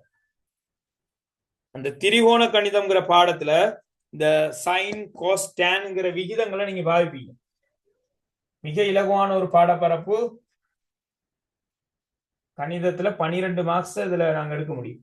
அந்த திரிகோண கணிதத்தை மட்டும் படிச்சு 12 புள்ளிகளை எங்களால் எடுத்துக்கொள்ள முடியும். ஆக அந்த திரிகோண கணிதத்துல படிப்பீங்க, சைன் கோஸ் டேன் சம்பந்தமா படிப்பீங்க. அப்ப நாங்க எங்களுக்கு இங்க அதை பத்தி பெருசா டீட்டெயிலா இல்ல சயின்ஸ்ல. இங்க எங்களுக்கு தேவை என்ன, அடிக்கடி எக்ஸாமுக்கு வர கேள்வி முறிவு சுட்டிக்கான சமன்பாடை தருகன்னு கேட்பாங்க. சைனை இன்டு சைனார் இல்லை என்றால் படுகோணத்தின் சைனிற்கும் முறிகோணத்தின் சைனிற்கும் இடையிலான விகிதம் எவ்வாறு அழைக்கப்படும், முறிவு சுட்டி அல்லது முறிவு குணகம் அப்படின்னு முடிச்சிட வேண்டியது. வேற இதுல கணித்தல்கள் பெருசா வாரதில்லை எங்களுக்கு. அப்ப பார்த்துக்கொள்ளுங்க, முறிவு சுட்டி சமன் படுகோணத்தின் சைனின் கீழ் முறிகோணத்தின் சைன். சமன்பாடை ஞாபகத்தில் வச்சுக்கொள்ளுங்க. இதான் ஒளி முறிவு விதிகள். நாங்க பார்த்து கொண்டிருக்கிறது ஒளி முறிவு விதிகள். ஓகே, அடுத்த விஷயம் பாத்தீங்கன்னா இந்த பாருங்க, எல்லாம் இருக்கு பாட புத்தகத்தில் இருக்கிறதான், எல்லாம் இருக்கு. மிக மிக மிக பெரிய பரப்பாக இருக்கு. சிம்பிளாக்கி படிச்சுக்கொள்ளுங்க, அப்ப ஈஸியா இருக்கு. ஓகே, நான் அடுத்ததுக்கு போறேன். அந்த மேல தரப்பட்டிருந்த கண்ணாடி குற்றியில் ஒளி முறிவு ஒருக்கா பார்த்துருவோம். கண்ணாடி குற்றியில் ஒளி முறிவுங்கிற விடயம் உங்களோட 9ஆம் தரத்துல இருக்கிறது. நான் நினைக்கிறேன் இந்த முறை பேப்பர்ல இருந்த நினைக்கிறேன் கேள்வி. இந்த முறை நடந்த ஓலெவல் பேப்பர்ல ஏதோ ஞாபகம் இருக்கு, எங்கேயோ கண்ட மாதிரி ஒன்று. இந்த முறை அல்லது இதுக்கு முதல் முறையோ தெரியல சரியா.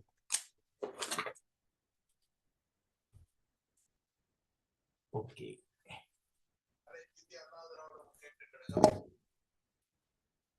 பார்த்துக்கொள்ளுங்க. கண்ணாடி குற்றி, இது ஒரு கண்ணாடி குற்றி. கண்ணாடி குற்றின்னா கண்ணாடி நல்லா கொஞ்சம் ஆய்வுக்கூடத்துல பார்த்திருப்பீங்க சயின்ஸ் லேப்ல. கண்ணாடி குற்றி நான் இப்போ ஒரு வீடியோவும் காட்டுறேன் உங்களுக்கு, இது சார்ந்த வீடியோ கிளிப்பும் காட்டுறேன்.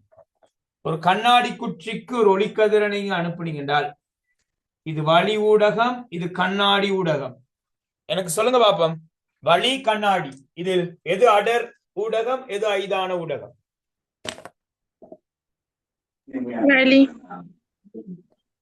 எது அடர் ஊடகம், எது ஐதான ஊடகம்? கண்ணாடி அடர் ஊடகம், வழி ஐதான. Very good, very good. கண்ணாடி அடர் ஊடகம், வழி ஐதான ஊடகம். வெளிச்சம் போகுது பாருங்க, ஐதானதிலிருந்து அடருக்கு. இந்த இடத்துல ஒரு செவ்வனை நாங்க வரைவோம். வெளிச்சம் நேரா போகுங்கிறது எங்களோட எதிர்பார்ப்பு, ஆனா நேரா போகாது, செவ்வனை நோக்கி முறியும். இது படுகதிர் என்று பெயர், இதுக்கு பெயர் படுகோணம். இது முறிகதிர் என்று பெயர், இது முறிகோணம். அடுத்து இந்த இடத்துக்கு வந்த வெளிச்சத்துக்கு பாருங்க, கண்ணாடிக்குள்ள வந்துட்டு கேட்க அதுக்கு கீழையும் வழிதான் இருக்கு. அப்போ இந்த இடத்துல என்ன நடக்கும்னு நினைக்கிறீங்க?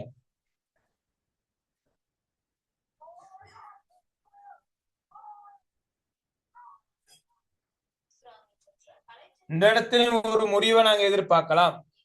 ஏன்? கண்ணாடி ஊடகம், வழி ஊடகம். ஓர் ஊடகத்திலிருந்து இன்னொரு ஊடகத்துக்கு ஒளி செல்லும் போது முறிவடையும், பயணப்பாதையை விட்டு விலகும். ஆக இந்த இடத்துல ஒளி முறியும், செவ்வனை விலகி முறியும். இந்த செவ்வனை முறிகிற இந்த செவ்வனை நோக்கி செவ்வனை விலத்தி முறிகிற இந்த கதிருக்கு பெயர் வெளிப்படுகதிர்.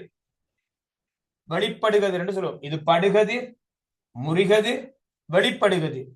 இந்த வெளிப்படுகதிரும் இந்த படுகதிருக்கும் இடையிலான தொடர்பு என்னண்டா, இரண்டும் சமாந்தரமாக இருக்கும்.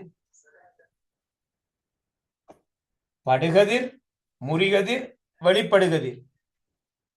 இந்த வெளிப்படுகதிருக்கும் படுகதிருக்கும் இடையிலான தொடர்பு சமாந்தரமாக இருக்கும். இது படுகோணம், இது முறிகோணம். இந்த வெளியில நிக்கிறது வெளிப்படுகோணம்.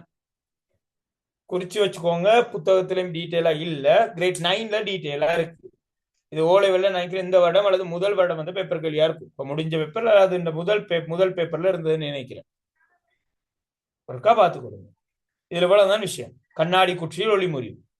வீடியோ நான் காட்ட முடியும். இந்தப்பா நீங்க பார்க்கலாம். இதற்கான வீடியோ கிளிப்பை நாங்க பார்த்துட்டு வருவோம். கண்ணாடி குற்றியில் ஒளி முறிவு.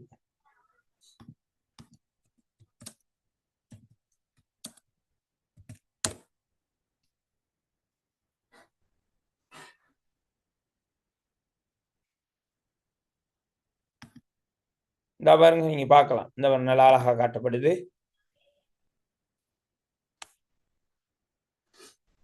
நீங்க பார்க்கலாம். இந்த இதான் கண்ணாடி குற்றி பிள்ளைகள். கண்ணாடி குற்றி.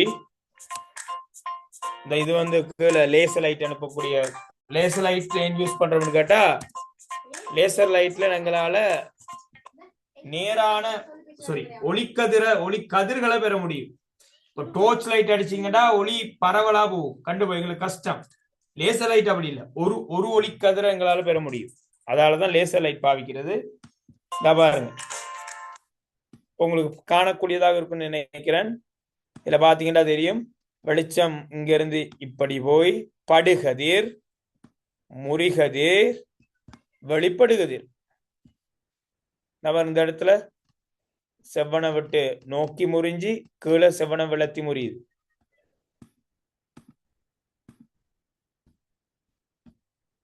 அழகா காட்டியிருக்காங்க.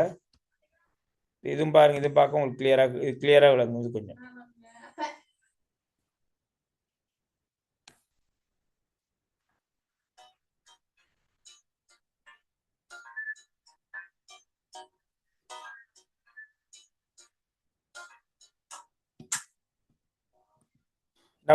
மிகைலவா விளங்குதுன்னு நினைக்கிறேன். லேசர் லைட் போகுது, நேரா போய் இடத்துல இப்படி போய் இப்படி போகுது. இரண்டு முறிவுகள் நடைபெறுது. இது படுகதிர், முறிகதிர், வெளிப்படுகதிர். இது கண்ணாடி குற்றியில் ஒளி முறிவுக்கான ஒரு எக்ஸ்பெரிமெண்ட் அல்லது பரிசோதனை அமைப்பு.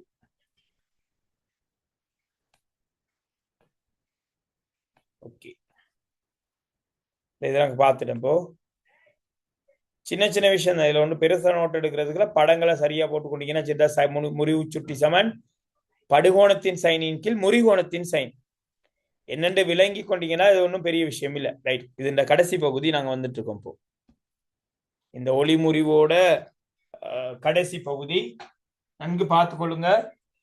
தெரிய ஒரு 3-4 தடவை ஒளிகளுக்கு அந்த கேள்வி பரப்புது. பல மாணவர்கள் சிரமப்பட்ட கேள்வி பரப்பாகவும் இருக்கு. நீங்க இன்றைக்கு கிளாஸ் முடிய நீங்க என்ன செய்யலாம்னு கேட்டா, பாஸ் பேப்பர் புக் இருந்தா இந்த பாடம் எவ்வளவு முக்கியத்துவம் வாய்ந்ததுங்கிறத ஒருக்கா நீங்க பாஸ் பேப்பர் புக் எடுத்து ஒருக்கா பாருங்க. இன்றைக்கு படிச்ச விடயமெல்லாம் அங்க கேள்வியில இருக்குதான்னு ஒருக்கா பாருங்க. நேரடியாக இருக்கும். ஆனால் என்னன்னு கேட்டா விளங்கி படிக்காட்டி இந்த கேள்வி செஞ்சுக்கொள்ள கஷ்டப்படுவாங்க, அவ்வளவு. ஓகே, ஒளி முறிவு சம்பந்தமான ஒரு முக்கியமான அம்சங்கள் நாங்க பார்க்க போறோம். இதோட இந்த ஒளி முறிவு பகுதி முடியுது. அடுத்து வில்லைகளுக்கு போயிடும். இன்றைக்கு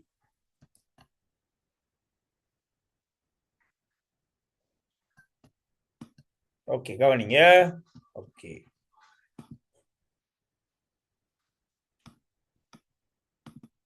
ஓகே, என்னன்னு கேட்டால் ஒரு இடைமுகம், இதுக்கு கீழே நீர் இருக்கு, மேல வழி இருக்கு. ஒரு பாத்திரம், இது ஒரு பாத்திரம். ஒரு நீருக்குள்ள இருந்து வெளிச்சம் அடிக்கிறாங்க. சாத்தியம் இல்ல, ஒரு கற்பனை தானே. நீரிலிருந்து ஒரு ஒளிக்கதிர் பயணிக்குது. அப்ப நீரிலிருந்து இருந்து ஒருத்தர் டோர்ச் அடிக்கிறார். அப்ப இது படுகதிர். இந்த படுற இடத்துல ஒரு செவ்வன் நான் வைக்கிறேன். செவ்வன், இது படுகதிர், இது படுகோணம் ஐ என்று போடுவோம். நீர் எவ்வாறான ஊடகம், வழி எவ்வாறான ஊடகம் என்று கேட்டா என்ன பதில் சொல்லுவீங்க?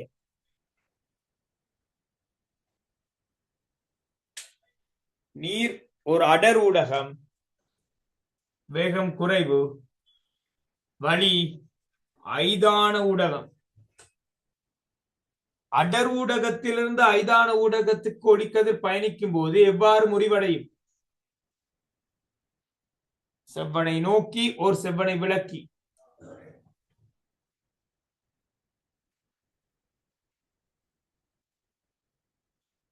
செவ்வனை விலகி முறிவு. இது முறிகோணம் ஆர் என்று போடுவோம். அடர் ஊடகத்திலிருந்து ஐதான ஊடகத்துக்கு செல்லும் போது செவ்வனை விலகி முறியும். இது முதலாவது ஒரு படம். இது சாதாரண ஒரு படம். இதே விஷயத்தை திரும்ப காட்டுறேங்க கவனிங்க. இதே சந்தர்ப்பத்துல இந்த இடத்துல இருந்து அனுப்பக்கூடிய ஒரு வெளிச்சத்தை, இந்த கோணம் ஒரு 30 பாகைன்னு வச்சுக்கொள்ளுங்களேன், சும்மா சொல்றேன் உதாரணத்துக்கு. இந்த கோணத்தை அதிகரிக்கிற வகையில் இந்த டோர்ச்சை கொஞ்சம் மேல இருந்து அடிக்கிறது. அப்போ இங்க இந்த இடத்துல செலுத்தக்கூடிய வெளிச்சத்தை கொஞ்சம் மேல இந்த இடத்துல இவ்வாறு செலுத்துது. இவ்வாறு செலுத்தும் போது இந்த கோணம் இந்த ஐய விட இந்த சந்தர்ப்பத்துல கோணம் அதிகரிச்சிருக்கு. பாத்துக்கோங்க மேக்ஸ்.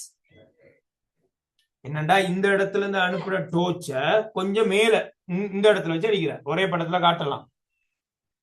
கொஞ்சம் அதிகரிக்கும் போது நேரா போக வேண்டிய வெளிச்சம் நேரா போகாது. உங்களுக்கு தெரியும்.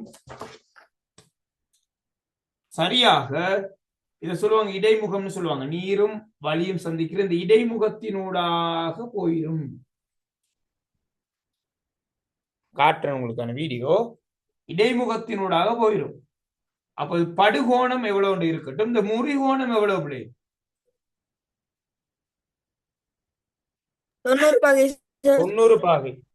ஆக முறிகோணம் 90 பாகையாக வரும்போது இந்த படுகோணத்தை சி என்ற எழுத்தால போடுவாங்க. சி என்ற எழுத்துக்கு பெயர் அவதி கோணம். இந்த படத்தை கொடுத்துட்டு இதுக்கு என்ன பெயர் என்று கேட்டிருக்காங்க எக்ஸாம்ல. அவதி கோணம். அப்ப அவதி கோணம் என்றால் என்ன?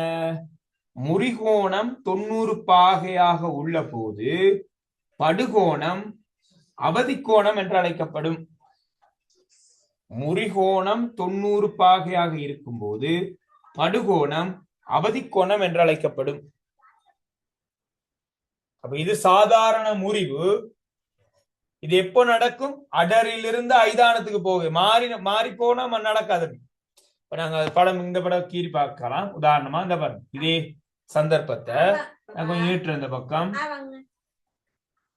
இதே நீங்க வழியில இருந்து ஒரு டோர்ச் வெளிச்சத்தை அனுப்புனீங்கடா. வழியில இருந்து வழி ஊடகம், அதாவது ஐதானிலிருந்து அடருக்கு அனுப்பினால் பாத்தீங்கன்னா இது படுகோணம்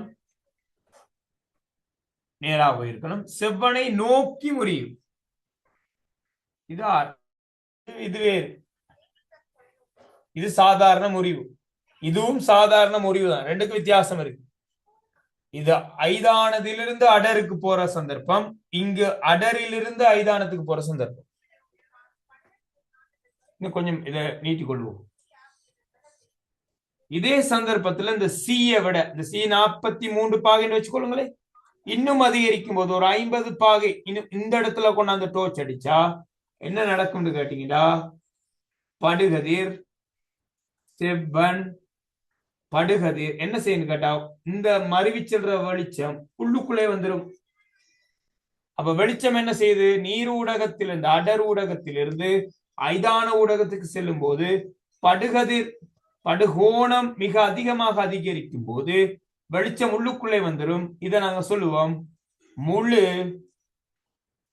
அக உட்தெரிப்பு. முழு அக உட்தெரிப்பு என்று சொல்லுவோம். இதை நாங்க பெயர், இதுக்கு பெயர் முழு அக உட்தெரிப்பு. முழுமையாக உள்ளுக்குள்ளே தெரிச்சிடும். இது நீர், இது வழி. பாருங்க, உள்ளுக்கு நீருக்குள்ள இருந்து வர வெளிச்சம் உள்ளுக்குள்ளே போயிடும். முழு அக உட்தெரிப்பு. இந்த சந்தர்ப்பத்துல படுகோணமும் இந்த கோணம் தெரிகோணமும் சமனாக இருக்கும்.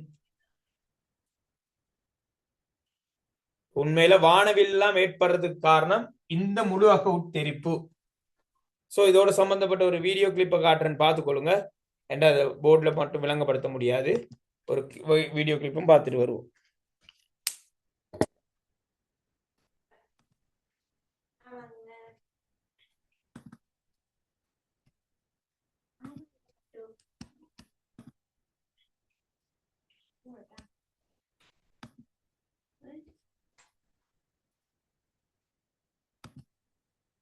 Hi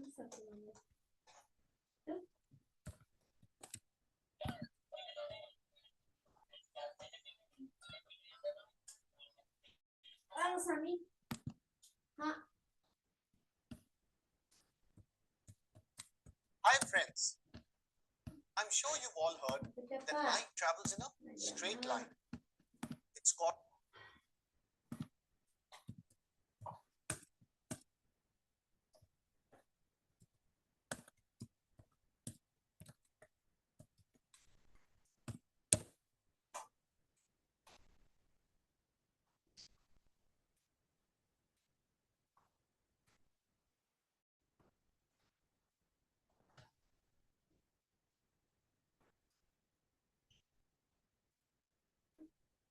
பாருங்க நாங்க பார்க்கலாம். இந்த பாருங்க உங்களுக்கு லேசர் லைட்ல காட்டுறாங்க. இந்த பாருங்க லேசர் லைட் பாருங்க, தண்ணீர் நீருக்குள்ள இருந்து ஒரு வெளிச்சம் செங்குத்தாக செலுத்தப்படுது. செங்குத்தா செலுத்தினா எந்த விதமான டிஃபரண்டும் நடக்காது, ஒரு மாற்றம் நடக்காது. சரியா? செங்குத்தாக செலுத்தப்படும் போது எந்த வித மாற்றம் நடக்காது. இந்த பாருங்க பார்க்கலாம் நீங்க வெளிச்சம். இப்ப இந்த நான் இதுல கீறி காட்டுறேன் கவனிங்க. இந்த பாருங்க இதுல பார்த்தா செவ்வன் இப்படி இருக்கும். இந்த இதுதான் செவ்வன். சரி, இந்த இடத்துல செவ்வன் இருக்கும். இந்த இடம் செவ்வன். வெளிச்சம் உண்மையில போயிருக்கணும் இப்படி, ஆனால் செவ்வனை விட்டு விலகி போகுது. செவ்வனை விட்டு விலகி போகுது. பார்த்துக்கொள்ளுங்க. ஓகே, அப்போ அடர் ஊடகத்திலிருந்து ஐதான ஊடகத்துக்கு வெளிச்சம் போகும்போது செவ்வனை விலகி முறியும். பாருங்க இந்த படு கோணத்தை அதிகரிக்கிறாங்க. ஒரு கட்டத்துல பாருங்க வெளிச்சம் எப்படி போகுது பாருங்க.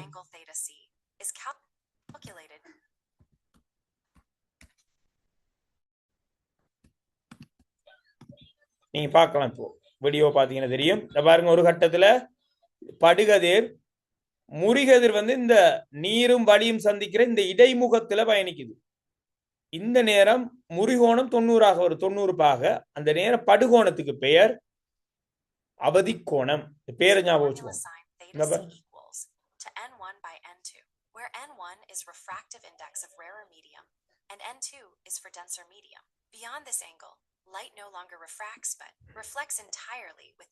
பாருங்க இந்த வெளிச்சம் இந்த படுகோணத்தை இன்னும் அதிகரிக்கும் போது இந்த பாருங்க வெளிச்சம் உள்ளுக்குள்ளே தெரிக்குது. இதை நாங்க முழு அகவுட்தெரிப்புன்னு சொல்றோம். முழு அகவுட்தெரிப்பு. அப்ப முழு அகவுட்தெரிப்புங்கிற விடயம் நடக்குது எங்கன்னு கேட்டா வானவில் தோன்றும் போது நடைபெறுகின்றது. அதை பத்தி பாப்போம் நாங்க ஒருக்கா, பார்த்துக்கொள்ளுங்க.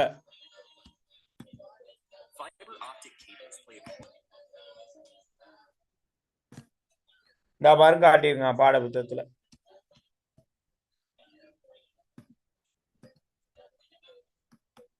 நாங்க பார்க்கலாம். இந்த பாருங்க ஜூம் பண்ணி பார்த்தா தெரியும். இந்த பாருங்க வளி ஊடகத்திலிருந்து நீர் ஊடகத்திலிருந்து வளி ஊடகத்துக்கு ஒளிக்கதிர் செல்லும் போது செவ்வனை விலகி முறிகின்றது.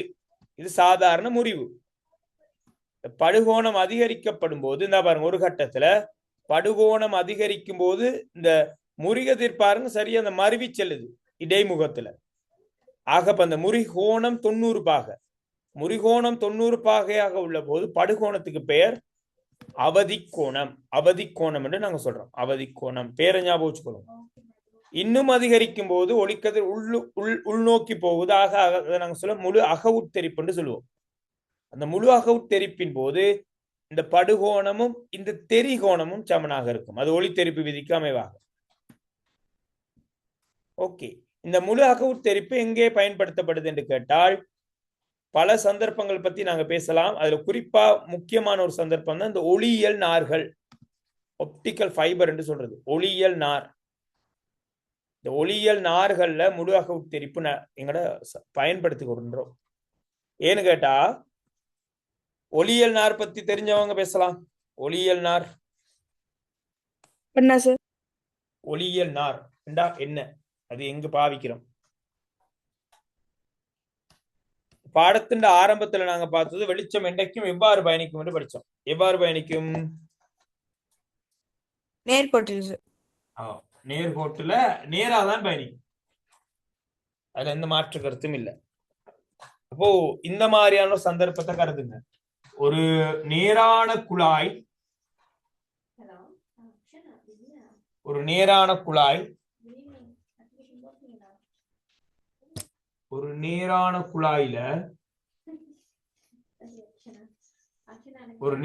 குழாய் வெளிச்சத்தை செலுத்தினீங்கன்னா வெளிச்சம் பயணிக்குமா என்றது என்ற கேள்வி. பயணிக்காது. ஒரு நேரான குழாயில டோர்ச் வெளிச்சத்தை அனுப்புனீங்கன்னா அடுத்த பக்கம் வெளிச்சம் போகுமான்னு கேக்குறேன். போகும் சார். போகும். ஏன்னா வெளிச்சம் நேரா போகும். இதே இப்படி ஒரு சந்தர்ப்பம், இப்படி ஒரு வளைவான குழாய், இந்த குழாயில வெளிச்சத்தை செலுத்தினீங்கன்னா வெளிச்சம் இங்க வருமா வராதா என்ன நினைக்கிறீங்க? வரமாட்டேன் சார். வராது. ஏன்னு கேட்டால் வெளிச்சம் நேராகத்தான் பயணிக்குமே ஒழிய வளைந்து பயணிக்காது. அப்போ எங்களுடைய இப்ப இருக்கிற நவீன தொழில்நுட்பத்துக்குரிய இருக்கக்கூடிய இந்த சந்தர்ப்பத்துல மருத்துவ உலகத்துல பாவிக்கிற மிக முக்கியமான ஒரு உபகரணமாக எண்டோஸ்கோபி உபகரணம் என்று ஒரு உபகரணம் சொல்லப்படுது. தரம் 6ல இருந்து நாங்க படிக்கிறோம் எண்டோஸ்கோபி. இந்த எண்டோஸ்கோபி என்ற உபகரணம் பாத்தீங்கன்னா, நீங்க 11 என்ன படிச்சிட்டு இருக்கீங்க ஸ்கூல்ல? சமீபாட்டு தொகுதி படிச்சிட்டீங்களா? இல்ல சார், நான் ஸ்டார்ட் பண்ணல. ஓகே, படிப்பீங்க. மனிதனுடைய சமீபாட்டு தொகுதியை பொறுத்த வரையில வாய்க்குழி, தொண்டை களம், இரைப்பை, அப்படி வளைவு நெளிவுகள் அதிகம் இருக்கு. அப்போ ஒரு ஆரம்ப காலங்கள்ல வயிறு சார்ந்த பிரச்சனை, இப்ப நாங்க சொல்றோம் எனக்கு கேஸ்ட்ரைட்டிஸ் அண்டு சொன்னா டாக்டர் வயிற்ற பிடிச்சு பார்த்து வலிக்குதாண்டு மருந்து கொடுத்த காலம் இருந்தது ஒரு காலத்துல. அதுக்கு பிறகு கொஞ்சம் ஸ்கேனிங் ஃபெசிலிட்டிஸ் வந்த பிற்பாடு எக்ஸ்ரே எடுத்து பார்க்குற ஒரு நிலைமை இருந்தது. அதோட அடுத்த நுட்பமாக எக்கோ பண்ணி பார்க்கறது. எக்கோ பண்ணிண்டா களி ஒளிய பாவிக்கிறது. களி ஒளி படிச்சிருக்கோம் நாங்க. களி ஒளிய பாவித்து இதயம், எங்களை சிறுநீரக்கல்ல நொறுக்கிறது, எங்களோட உள்ளுறுப்புகளை பார்க்கறது, அதே மாதிரி கருவறையில் உள்ள சிசுவை பார்க்கறது வரைக்கும் இருக்கிற தொழில்நுட்பம் அலைகள் பாடத்துல படிச்சிருக்கிறோம். களி ஒளி அது. அப்ப களி ஒளியை பயன்படுத்தி உள்ளுறுப்புகளோட ஹெல்த் கண்டிஷனை பார்த்தாங்க. பட் இப்போ ரீசெண்டா என்னன்னா எண்டோஸ்கோபி அப்படின்னு சொல்லக்கூடிய உபகரணத்தை பாவிக்கிறது. அந்த எண்டோஸ்கோபி உபகரணம் என்ன செய்யணும் கேட்டா, எங்களுடைய வாயினூடாக செலுத்தி, இந்த களத்தினூடாக செலுத்தி, இரைப்பையினூடாக குடல் வரைக்கும் செலுத்தி பார்க்க முடியும். அப்போ அந்த எண்டோஸ்கோபி உபகரணத்தின் முன்முனையில ஒரு கேமரா பிக்ஸ் பண்ணப்பட்டு இருக்கும். அப்ப அந்த கேமரா என்ன செய்யணும் கேட்டா, எங்களோட உடலுக்குள்ள போய், இப்போ உதாரணத்துக்கு இரைப்பையை பார்க்கணும்னு வச்சுக்கொள்ளுங்களேன். ஒரு ஆளுக்கு இரைப்பையில ஏதோ ப்ராப்ளம், இரைப்பைய பார்க்கணும்னா டாக்டர் வெளியில இருந்து பார்க்கலாம், ஒரு டிவில பார்ப்பார். அப்ப இரைப்பைக்குள்ள என்ன மாதிரி இருக்கு, என்ன பிரச்சனை இருக்கு, எதுவும் புற்றுநோய் காணப்படுகின்றதா, எல்லாத்தையும் அவதானிக்க முடியும் வெளியில இருந்து. அப்ப ஒரு கேமராவை செலுத்தி தான் பாக்குறாங்க. அப்ப கேமராவால எங்களோட இரைப்பை, குடல் பகுதிகள் பார்க்கணும்டா கேமராவால சாதாரணமாக வீடியோ அல்லது போட்டோ எடுக்க முடியுமா? ஒரு ஒளி வேணும், வெளிச்சம் தேவை. அப்போ இந்த எண்டோஸ்கோபி உபகரணத்தினூடாக ஒரு குழாய் வழியாக வெளிச்சமும் உள்ள அனுப்பப்படுது. அப்போ பாருங்க எவ்வளவு வளைவு நெளிவுகள் இருக்கு. நான் சும்மா லைட்டா வரைஞ்சிருக்கிறேன், நிறைய வளைவு நெளிவுகள் இருக்கும். வளைந்து நெளிந்த பகுதிகளுக்குள்ள வெளிச்சம் பயணிக்காது. ஆக இந்த எண்டோஸ்கோபி உபகரணத்துல வெளிச்சத்தை பயணிக்க செய்வதற்காக பயன்படுத்தக்கூடிய ஒரு பொருள் தான் ஒளியியல் நார், ஃபைபர் ஆப்டிக்கல்னு சொல்லுவோம், ஆப்டிக்கல் ஃபைபர்னு சொல்லுவாங்க. இந்த ஒளியியல் நார்ல என்ன விசேஷத்துவம்டா, ஒரு ஒளியை நீங்க உள்ள செலுத்தினீங்கடா ஒளி உள்ளுக்குள்ளேயே தெரிப்படையும், அக உட்தெரிப்பு நடக்கும். அகமண்டா உள்ள தெரிப்பு நடந்து அடுத்த முனையினூடாக நீங்க அனுப்புற வெளிச்சம் அப்படியே வரும். இங்க நீங்க எவ்வளவு அனுப்புனீங்களோ அதே வெளிச்சம் இந்த பக்கம் வரும். அதான் ஒளியியல் நார்கள் உள்ள சிறப்பு. அப்ப அந்த ஒளியியல் நார்களை பாவிச்சுதான் எண்டோஸ்கோபி உபகரணம் தயாரிக்கப்படுது. அப்போ நீங்க தெரிஞ்சு கொள்ளணும், கேள்வி வரலாம், எப்படி அகத்தெரிப்பு எங்கே நடைபெறுகின்றது அல்லது அகத்தெரிப்பு எங்கே பயன்படுத்தப்படுதுண்டா நீங்க எண்டோஸ்கோபி எழுதலாம், ஒளியியல் நார்கள் எழுதலாம், மருத்துவத்துறையில் ஒளியியல் நார்களோட பயன்பாடு என்று எழுதலாம். ஆனால் உங்கள் எல்லாருக்கும் தெரியும், ஒளியியல் நார் உங்க எல்லாருக்கும் தெரியும். நான் காட்டுறேன்னு கவனிங்க. அப்போ எங்கட அகங்காட்டி என்ற தமிழ்ல பெயர் உள்ளுறுப்புகளை பார்ப்பதற்காக இந்த ஒளியியல் நார்கள் கொண்ட அகங்காட்டி, அதாவது என்ன எண்டோஸ்கோபி உபகரணம் பயன்படுத்தப்படுது. இதை நீங்க எல்லாரும் பார்த்திருப்பீங்க, இது உங்களுக்கு தெரியும் எல்லாத்துக்கும். அது என்ன ஒளியியல் நார்ன்றோன்னு பெரிய குழப்பமா இருக்கும். ஆனால் இந்த நான் இப்ப காட்டும் போது உங்க எல்லாருக்கும் தெரிய வரும், இதுதானே எனக்கு தெரியும் என்று நிறைய பேர் நினைப்பீங்க. பாருங்க, இப்போ ஒளியியல் நார்.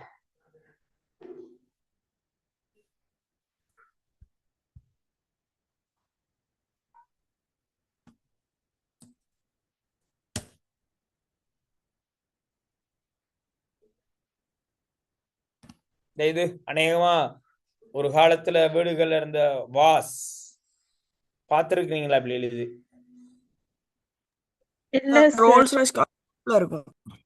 ஓகே, பெரும்பாலும் பார்த்திருக்க கூடும். இந்த மாதிரி இருக்கும். இந்த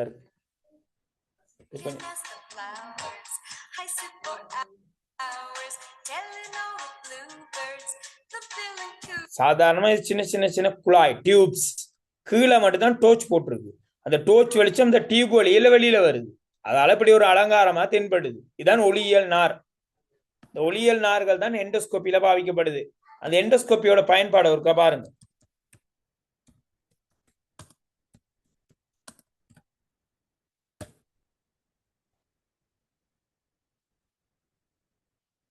எண்டோஸ்கோப்பியால பார்க்க முடியும். அந்த எவ்வாறு பயன்படுத்துறாங்கிற சும்மா லைட்டா பார்த்துக்கொள்ளுங்க. இந்த பாருங்க, மனிதனுடைய சமிபாட்டு தொகுதி வாயினூடாக அனுப்பப்படுது. போய் இரைப்பைக்குள்ளேயும் போய் பல கோணங்கள்ல வீடியோ எடுக்க, போட்டோ எடுக்க டாக்டரால வெளியில இருந்து அவதானிக்க முடியும். உண்மையில பார்க்க எப்படி இருக்குங்கிறத ஒருக்க நாங்க பார்த்துருவோம். எண்டோஸ்கோபி இப்படி தென்படும். உடல் உள்ளுறுப்பு எப்படி தென்படுதுன்னு பாருங்க. இது குடல் பாருங்க.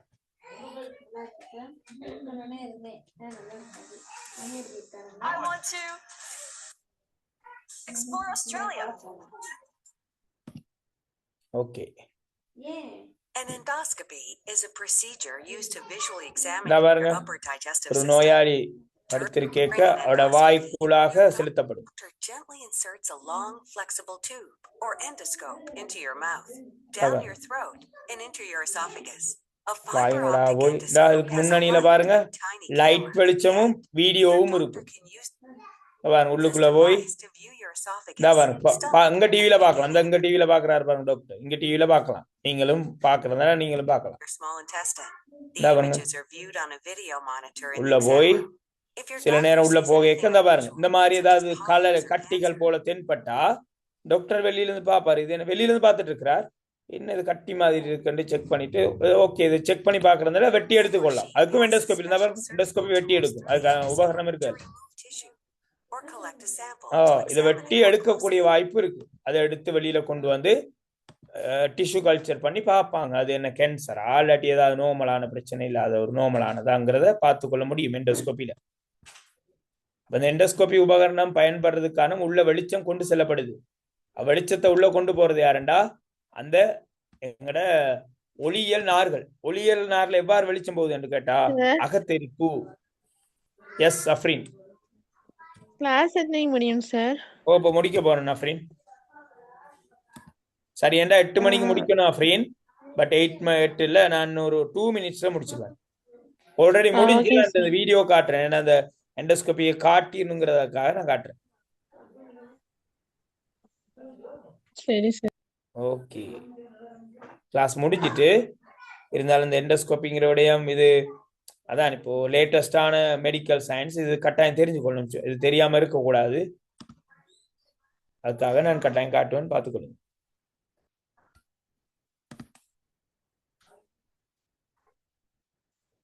ஓகே, நான் எல்லாம் அனிமேட்டட் வீடியோ இருக்கு. ஒரிஜினல் வீடியோ பாத்தீங்கன்னா தெரியுமா தான் யோசிச்சு பார்ப்போம், இருக்குதான்னு பார்ப்போம்.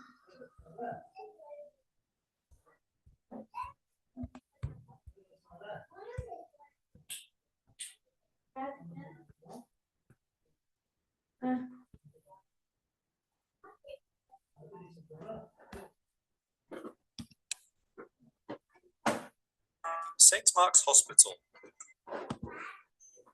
Information for patients. What is a gastroscopy procedure?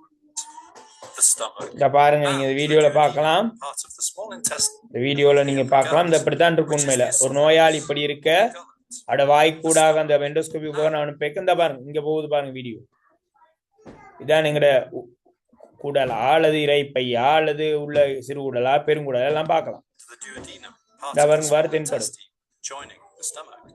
உள்ள அனுப்ப பார்க்கக்கூடியதாக இருக்கு. Which is a narrow flexible tube with a mini video camera built into its end.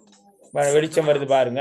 Into the gullet and into the stomach and duodenum to examine the lining.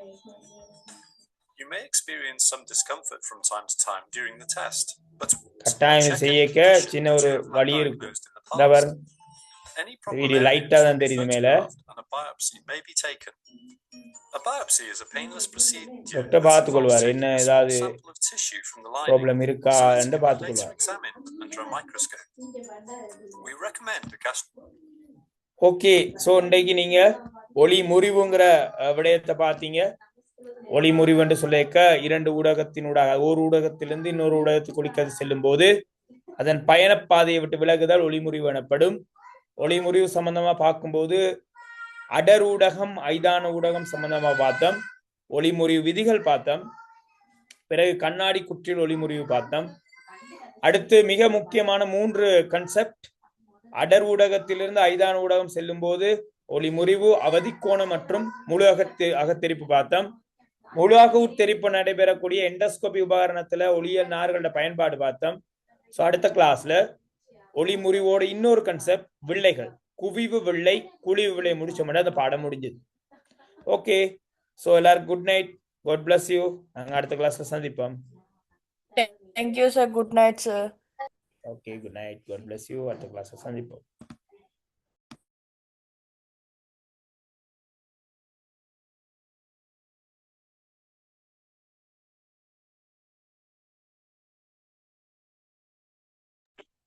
Thank you, sir. Good night. Oh.